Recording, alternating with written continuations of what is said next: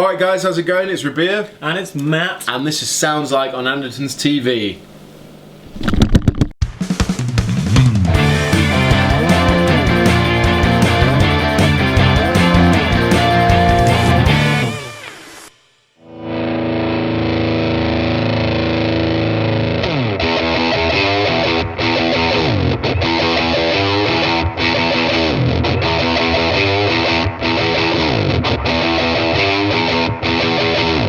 This episode is all about sounding like a very cool band that Matt is more of a fan of than me, but either way, it's going to be great.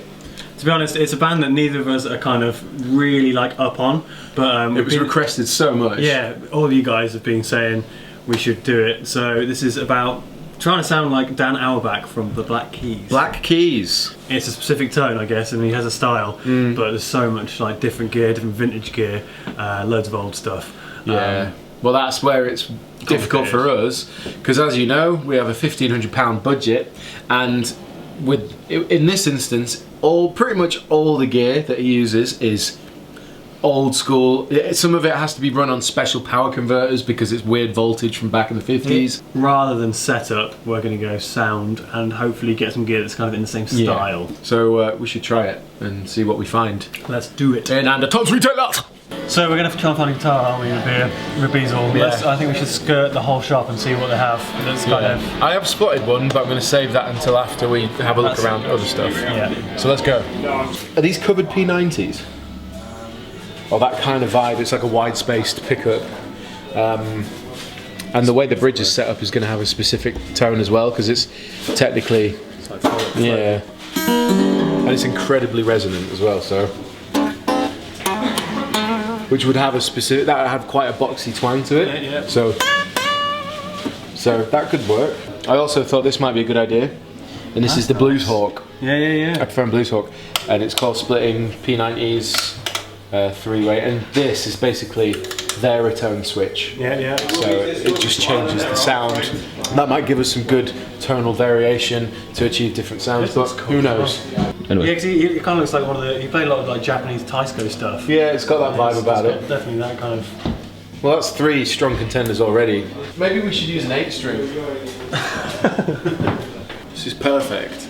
And I'm not saying that because I'm a huge fan of Nuno Betancourt in any way, shape or form.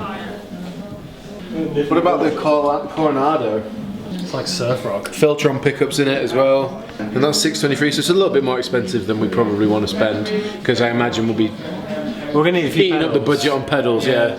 Is this a mini V? No, it's 3/4 size. Oh, right. Or 2/3 size, actually. It's like a toy guitar. Okay. Now these are very highly respected. A lot of time went into the design of these guitars, I was told. And they're basically super high-end for the money. And they obviously, there's a huge range. And these are more of the high-end range, but they're supposed to be amazing. Nice. So, however, again, it's humbuckers. It's not really the kind of guitar we're looking for. I saw a guitar that I think is going to be great, but we haven't actually picked it up and tried it yet, so let's go have a look. I think this is so cool, because look at the pickups. Oh yeah. You've got like a bit of a, like, I think different range pickups. You know, you've got your big pull pieces and then the little ones that are going to pick up odd tones. And I think because it looks like it's going to sound quite unique, that might work in our favour. Well, it's semi-hollow as well. And it's semi-hollow. Yeah, it should be kind of... Let's give it a go. I think this one's going to be down to a guitar in the right kind of ballpark, but I reckon this one's down to the pedals to juice. Yeah. Right, so we're going to look for an amp next. I think it's probably safe to say a Fender will sort of has a spring reverb tank in it, and they're fairly priced. So they don't have that little Blues Junior? Blues Cube. Blues Cube. We could go Vox. Good. You could go AC10. AC15. Or we could run the AC4 really hot. It's Class A, so it's going to be loud. We could get the AC15. It's slightly over what we wanted to spend, but it's the AC15 custom with the greenback. Oh, it does have a built-in reverb and tremolo, which might be handy. Should we just try it and see? Yeah, let's have a go. Okay. So we've got the AC15 Custom and we've got the Schecter. Yeah. So we've given ourselves a slightly curved bore guitar with a really clean toppy amp with built-in tremolo and reverb. So the idea now is to find pedals that are going to give us everything else we need to do. Yeah, I think we need a bit of crunch. We need some crunch. We need some fuzz.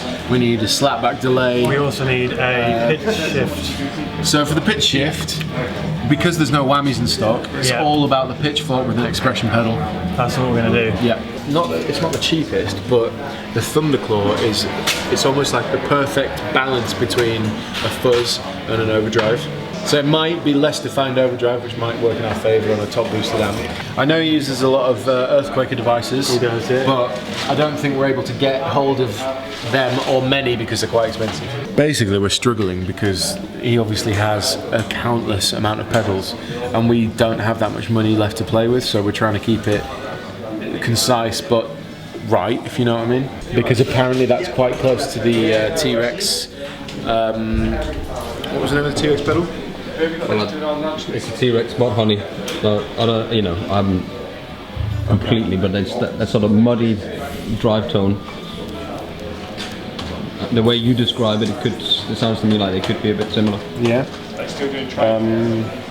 They don't have it here, do they? No. Well, There's millions of different drives. Because there's a Mod Honey 2 which got 2 drive pedals in it. Where you can... I'm going to ask. Try and sound like Dan Auerbach. Okay. We're looking for a drive pedal. Okay. Any recommendations? Well, he's going to use an AC15 Custom. Right, okay. And that Schecter. You're probably right, the Thunderclaw is probably going to be the closest, especially if you want to do the top end side of things. It's probably going to be the best one, I would have thought. Yeah. And then I think we need some EHX stuff just because it's well quirky sounding. I think we get a big muff, a little big muff. Okay. And we've got reverb and we need a slapback delay. We do need a slapback delay. We're going to go with the big muff high. Yeah? Yeah. Okay, let's I do think we go with the big muff Let's high. go, okay. Well, should we go with the Tone City delay? And then we've got the... So Turn City delay, we've got the Thunderclaw. We've got the EHS. And we're going to get the little big muff. And then we've got the Pitchfork with an expression pedal.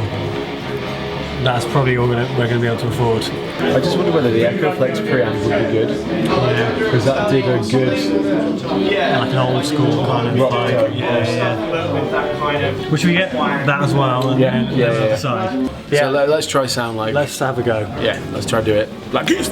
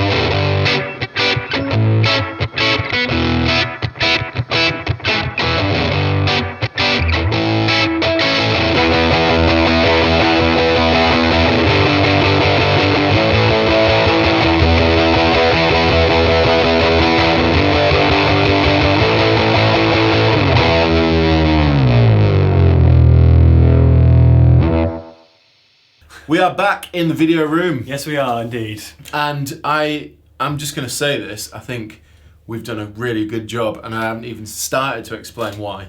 I hope we have, and I hope you guys agree. I think for me this was fun because it's trying out guitar tones that I would never go for personally. I guess we should go through the gear really quick just to show you what we've got. We'll start with the guitar. So this is the Schecter Diamond Series TSH1, and forgive me for my ignorance, I don't know what kind of pickups these are, what model they are, but I would assume they're the kind of like a wide space single coil, like P90 style, because they're a little bit thicker than a single coil from what it sounds like anyway. Yep. It's a semi-hollow body. It's got what seems to be splitting the coil down, so when it's pushed down you're getting these thick pull pieces, and when you push it up it goes to these thinner ones and you get a slightly more toppy sound. It's probably a little bit too flashy for what Dan Auerbach would use. at least from the pictures I've seen of the kind of guitars he plays. But I'd say it's kind of along that vein. Yeah, it's not far off, I don't think. Yeah. And that's going into the Vox AC15 Custom, which has a greenback speaker in it. And it's an AC15, so exactly like the 30. You've got the top boost, you've got the top cut as well, dialed in and all that kind of stuff. Yeah, and there's a tremolo and built-in reverb as well, which is we're using. Yeah, we're using the reverb, we're not using the tremolo.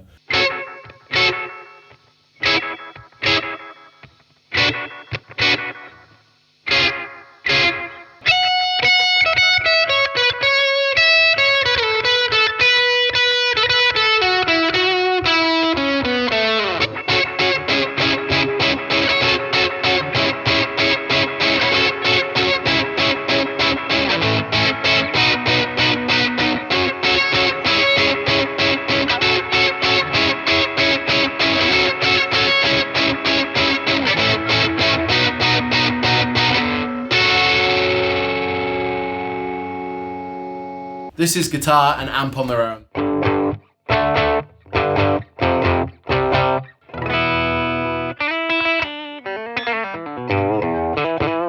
It's a nice clean sound, isn't it? Yeah, but if we throw in this, if we split this pickup down, you start to hear where it goes.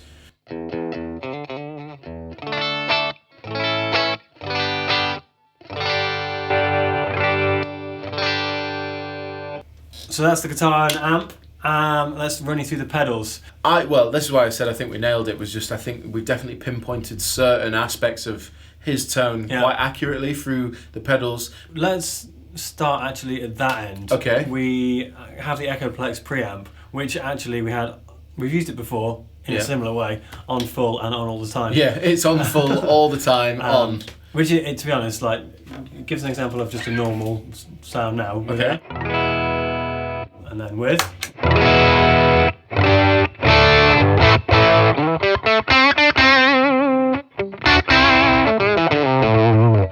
It's like a vintage crunch almost. I can't describe it. It's like the difference between a regular table or a varnish table. It kind of adds a lacquer. Yeah. We had the tape machine on a bit of a. Is it on a slap back delay now? That's the Tone City tape machine. Yeah.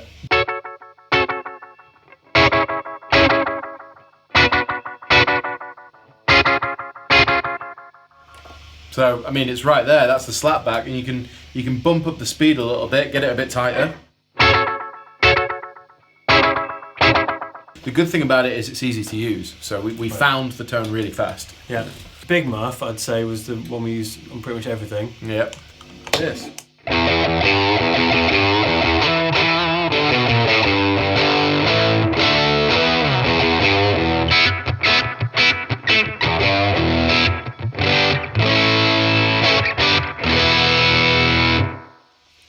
Ah, that's great. Yeah, so that goes our kind of, it's pretty top heavy, but our main rhythm sound, I guess. Yeah, it's so crisp. It is very, very crisp. You know, and then so we had the Thunderclaw last, which was it's like thicken up. It was a thicker kind of, and more like in choruses and stuff that they used it to kind of just lift everything up a bit. Yeah. And we actually had Big Muff and Thunderclaw on at the same time. Yeah.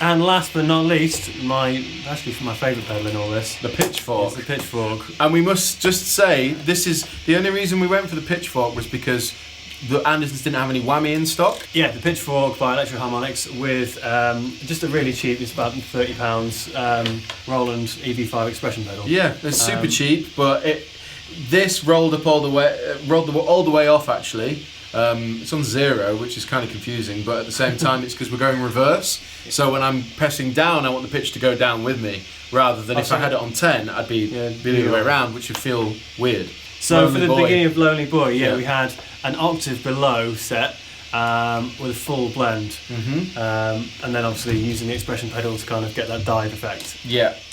Okay.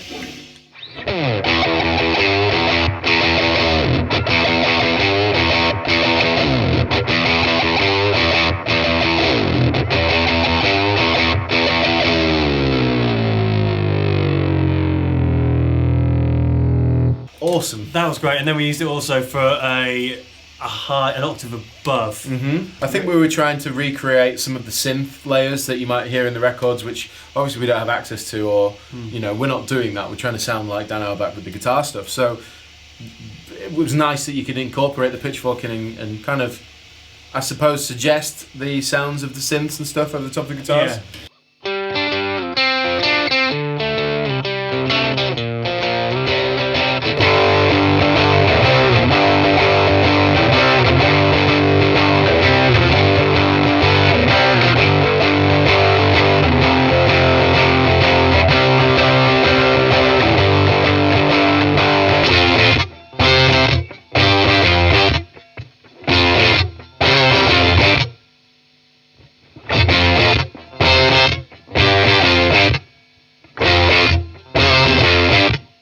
Okay, so after some really long-winded and complicated maths, we have ascertained that this rig cost just shy of our 1,500 English pounds. You'll have a bit of change from You 1,500 quid. Just a few pennies, you can go and buy some sweets. But we're trying to do this in a way that you get bang for your buck, but also it's great sound quality, and we're always trying to stick to that £1,500 budget. Yeah. I think we did pretty good on the Black Keys, sounds like. Well, I'm hoping so. And as always, let us know what you think. I know this was heavily requested. Actually, having now done this, have far more respect for the tones and the kind of style and all that kind of stuff. The kind of inventiveness. So this was as educational for us as hopefully it will be for you.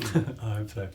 Okay, so as usual, all the links to all the gear is in the description box below. And I've been Matt. And I've been Rabea. And this has been Sounds Like on Andertons TV. See you later. Bye.